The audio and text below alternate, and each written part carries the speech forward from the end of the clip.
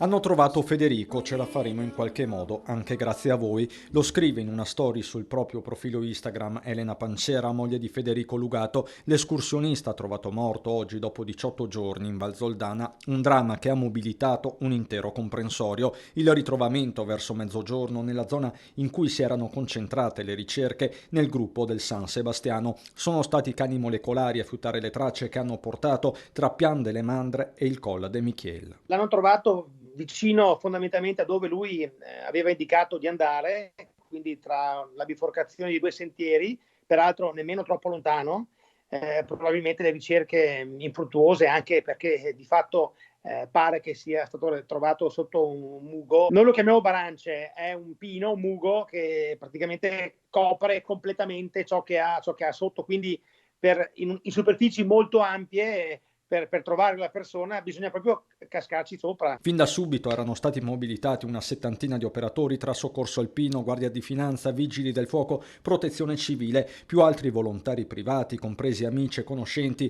che hanno risposto agli appelli social della moglie Elena, convinta in un primo momento che Federico fosse vivo in attesa di essere trovato. Una settimana fa le ricerche erano state sospese, restavano in loco alcuni operatori professionali e proprio nelle scorse ore era previsto un nuovo vertice in prefettura Belluno per fare il punto della situazione. Sarà con ogni probabilità un'autopsia a chiarire come e da quanto tempo Federico avesse perso la vita. Alla moglie Elena l'abbraccio della Valle di Zoldo. Credo che per lei perlomeno ora ci sia un punto fermo dal quale poter in qualche modo ripartire.